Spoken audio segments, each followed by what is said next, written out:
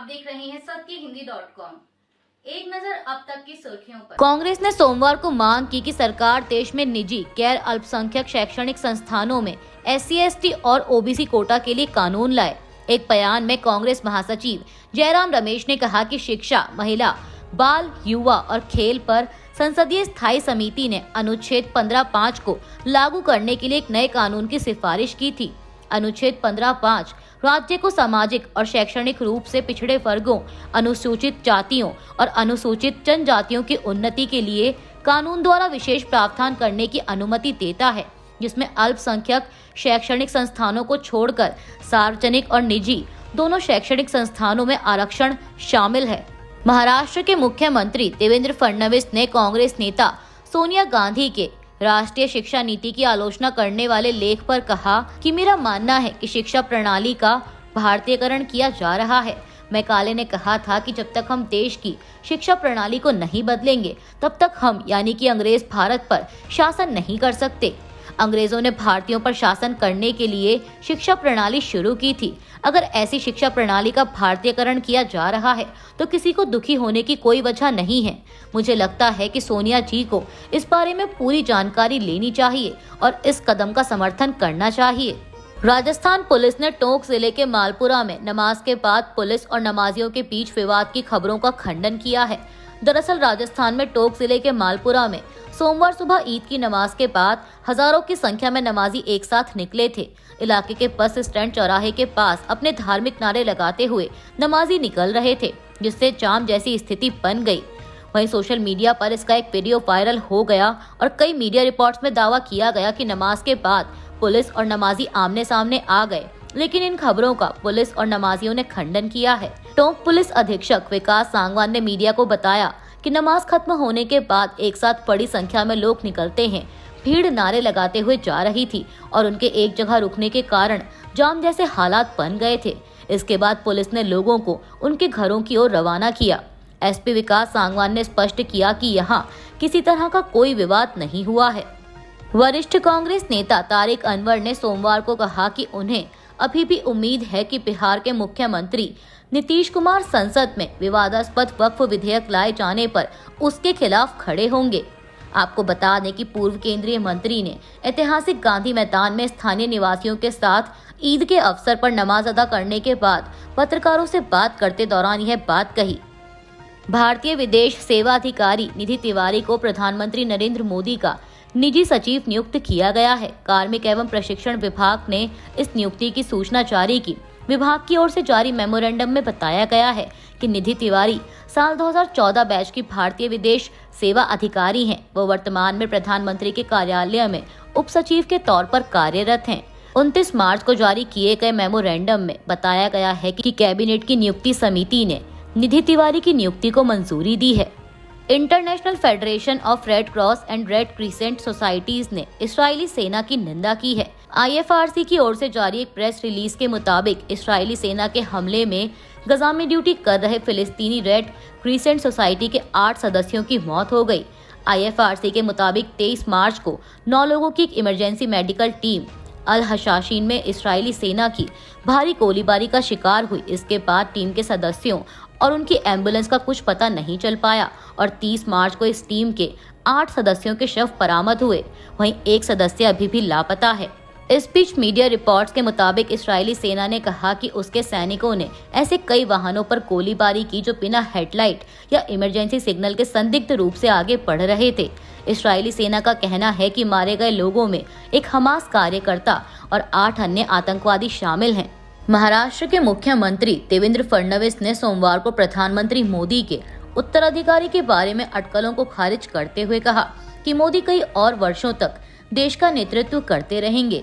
CM Fadnavis ने Shiv Sena UBT नेता संजय राउत के इस दावे कि मोदी रविवार को नागपुर में RSS मुख्यालय गए थे और संदेश दिया कि वह रिटायर हो रहे हैं, इस पर बात करते हुए पत्रकारों से कहा कि 2029 में हम मोदी को फिर से प्रधानमंत्री के रूप में देखेंगे। वहीं संजय राउत के इसी दावे पर RSS के वरिष्ठ नेता सुरेश भैयाजी जोशी ने कहा कि उन्हें PM मोदी के प्रतिस्थापन के बारे में किसी भी चर्चा की जानकारी नहीं है। मुंबई में एक प्रेस कॉन्फ्रेंस को संबोधित करते हुए शिवसेना UBT नेता संजय राउत ने पीएम मोदी के नागपुर दौरे को लेकर कहा कि पीएम मोदी अपने रिटायरमेंट की घोषणा करने के लिए आरएसएस ऑफिस गए थे। राउत ने कहा कि मेरी जानकारी के अनुसार प्रधानमंत्री मोदी ने 10 से 11 सालों में कभी भी आरएसएस मुख्यालय का दौरा नहीं किया है। राउत बोले कि आरएसएस नेतृत्व में बदलाव चाहता है और पीएम मोदी अब जा रहे हैं। समाजवादी पार्टी अध्यक्ष अखिलेश यादव ने सोमवार को आरोप लगाया कि भाजपा के नेतृत्व वाली सरकार लोगों को ईद मनाने में बाधा डाल रही है और सत्तारूढ़ पार्टी पर संविधान का उल्लंघन करने और लोकतंत्र को कमजोर करने का भी आरोप लगाया। पीटीआई के मुताबिक ईद के दिन ऐशबाग ईदगाह के बाहर पत्रकारों से बात करते हुए अखिलेश ने कहा कि आज सबसे बड़ा खतरा लोकतंत्र और संविधान को है और मैं यह पूरी जिम्मेदारी के साथ कह रहा हूं कि भाजपा संविधान के अनुसार देश को नहीं चला रही है, भले ही मुझे ऐसा नहीं करना चाहिए। उन्होंने आरोप लगाया कि भाजपा सरकार लोगों को ईद मनाने में बाधा डाल रही है। इसके साथ ही सपा प्रमुख ने ईदगाहों और मस्जिदों में सुरक्षा उपायों को बढ़ाए जाने की ओर इशारा करते हुए दावा किया कि ये उपाय अत्यधिक और अनावश्यक हैं। कांग्रेस नेता सोनिया गांधी ने सोमवार को मोदी सरकार की शिक्षा नीति की आलोचना की और आरोप लगाया कि इसका मुख्य एजेंडा सत्ता का केंद्रीकरण, व्यवसायीकरण और निवेश को निजी क्षेत्र को आउटसोर्स करना तथा पाठ्य पुस्तकों का सांप्रदायिकरण करना है। यह देखते हुए कि ये 3 सी आज भारतीय शिक्षा को परेशान कर रहे हैं।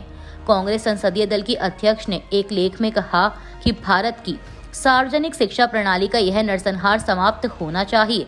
द हिंदू में आज भारतीय शिक्षा को परेशान करने वाले 3 सी लेख में सोनिया गांधी ने कहा कि high profile new education policy 2020 की शुरुआत ने एक ऐसी सरकार की वास्तविकता को छिपा दिया है जो भारत के बच्चों और युवाओं की शिक्षा के प्रति बेहद उदासीन है।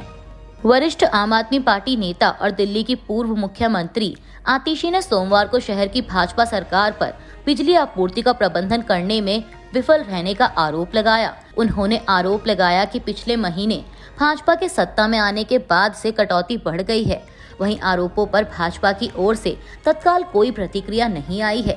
पीटीआई के मुताबिक एक प्रेस कॉन्फ्रेंस को संबोधित करते हुए आतिशी ने कहा कि आम आदमी पार्टी सरकार के सत्ता में आने से पहले राष्ट्रीय राजधानी में लंबे समय तक बिजली कटौती आम बात थी। हर घर में इन्वर्टर हुआ करते थे, लेकिन फरवरी 2015 में अरविंद केजरीवाल के दिल्ली के मुख्यमंत्री बनने के बाद बिजली कटौती एक इतिहास बन गई। मुगल बादशाह औरंगजेब की कब्र को हटाने की कुछ दक्षिणपंथी संगठनों की मांग के बीच वरिष्ठ आरएसएस नेता सुरेश भैयाजी जोशी ने सोमवार को कहा कि इस विषय को अनावश्यक रूप से उठाया जा रहा है।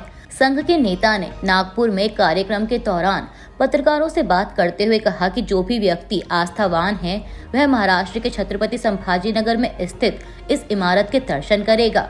आपको बता दें कि इससे पहले महाराष्ट्र नवनिर्माण सेना के प्रमुख राज ठाकरे ने रविवार को औरंगजेब की कब्र को लेकर सांप्रदायिक तनाव भड़काने के प्रयासों की निंदा की और कहा कि इतिहास को जाति और धर्म के चश्मे से नहीं देखा जाना चाहिए।